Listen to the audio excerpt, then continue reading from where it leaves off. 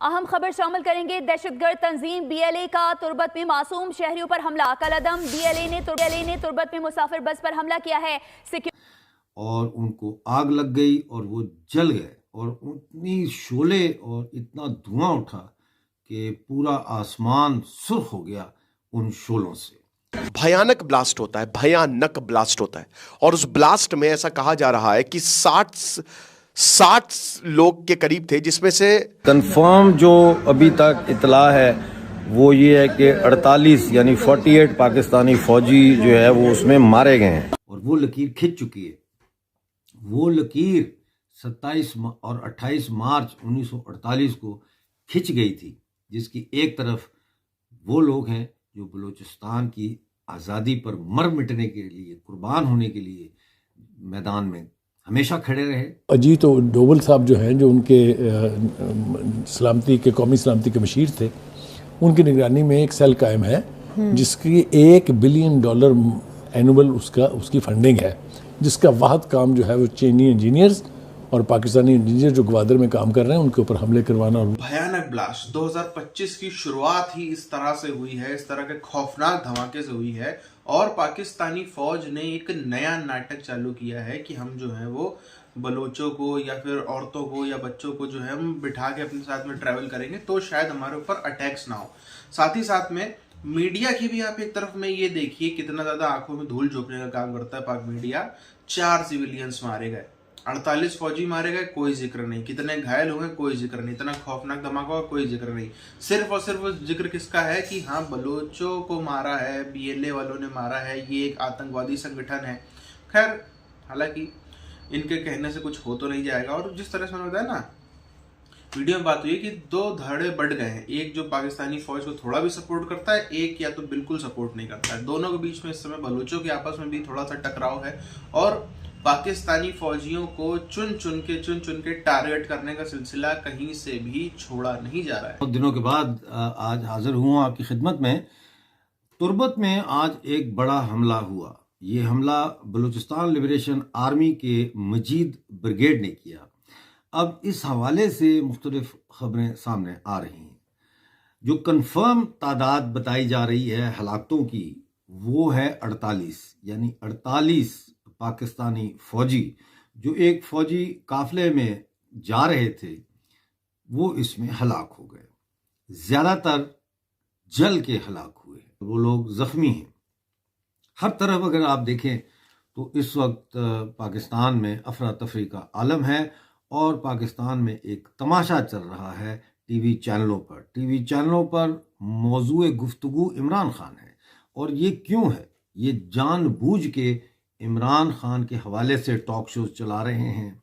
इमरान खान के हवाले से खबरें जो है उसको कि जी ये केस का फैसला आने वाला है और ये केस का फैसला आने वाला है, और अगर ऐसा हुआ तो क्या होगा, क्या इमरान खान बाहर आएगा, क्या इमरान खान बाहर नहीं आएगा। इस किस्म की जो है वो बेहुदा सियासी गुफ्तगू। अहम खबर शामिल करेंगे। दहशतगर्द तंजीम बीएलए का तुर्बत में मासूम शहरियों पर हमला। कलअदम बीएलए ने तुर्बत में मुसाफिर बस पर हमला किया है।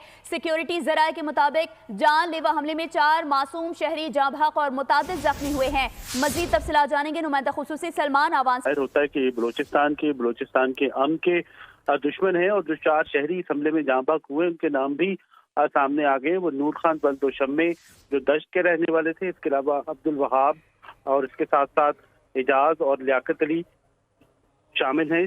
खून से भी हाथ अपने जो है वो रंगते हैं और ये हमला भी बीएलए की एक मुनाफकत का खुल्लम खुल्ला सबूत है। एक मिसाल है कि उनकी तरबियत ही बुनियादी तौर पर मासूम लोगों की जान लेने के लिए की गई है। और बलोच आवाम के खिलाफ जिस तरह से बीएलए ने एक नफरत का बयानिया बनाया है, घड़ा है, उसका अंदाजा इस बात से लगाया जा सकता है कि 1 साल के अंदर 100 से ज्यादा मासूम बलोच शहरी जो हैं वो बीएलए के हमलों में शहीद हो चुके हैं।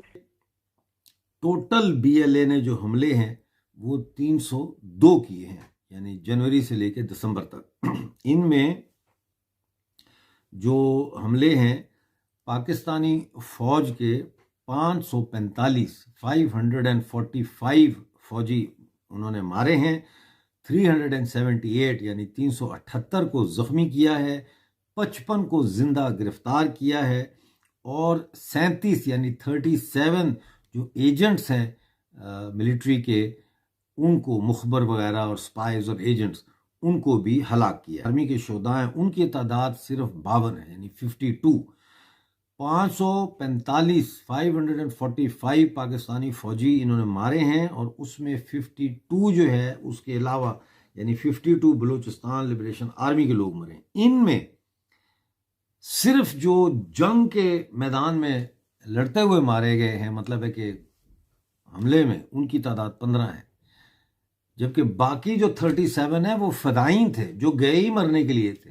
वेस्टर्न जो हमारा बरसगीर का हिस्सा है वहाँ तक जो है, मुझे ये बताएं कि एक शख्स जो है जो 17 दफ़ा आता है फेरा लाता है तो वापस चला जाता है, तो उसको आप किस नाम से याद करेंगे? उसने कुछ यहाँ पे आके जो है अब ये कहना कि जी जिस तरह वो कहते हैं कि वो जी सिंध में जो है किसी ख्वातीन जो है वो शिप जा रहा था, उसी मजाजी की ये है वो किसके नाम पर है? आपके गौरी मिसाइल हैं, आपके तो डीएनए में है। महमूद गजनी, अल्लामा इकबाल, जिन्होंने पाकिस्तान का तस्वर दिया था, जो हमारे रोल मॉडल हैं और जिन्होंने सबसे पहले इजराइल की मुखालफत की थी, बाय द वे आपको ये, उन्होंने 1937 में जब काबुल गए तो उन्होंने नादिर शाह जो बादशाह था अफगानिस्तान का, उसका हाथ चूमा और उसने कहा मुझे फख्र है कि आपके पीछे मैं नमाज पढ़ना चाहता हूं, क्योंकि एक आज़ाद मुल्क के आप आज़ाद बादशाह हैं। और उनका आपने कहाँ जाना है? काबुल। वो कंसल्ट करने थे एजुकेशन पर। बीच का रास्ता निकल सकता था अगर पाकिस्तान BLA को तस्लीम करे, BLA के साथ दूसरी जो अस्करी तंजीमें हैं उनको भी तस्लीम करे, ब्रास को तस्लीम करे और बराह रास्त ब्रास के साथ मज़ाकरात करे। और वो मज़ाकरात सिर्फ एक ही एजेंडे पर हो सकते हैं, एक ही नुक्ते पर हो सकते हैं, और वो है बलूचिस्तान में पाकिस्तान आर्मी का सरेंडर। ये है कि इस वक्त अफ़गानिस्तान के साथ पाकिस्तान ने जो पंगा ले लिया है, ये पाकिस्तान को बहुत महंगा पड़ेगा और पड़ रहा है। तालिबान का पाकिस्तान की फ़ौज मुकाबला नहीं कर सकती। एक तो ये कि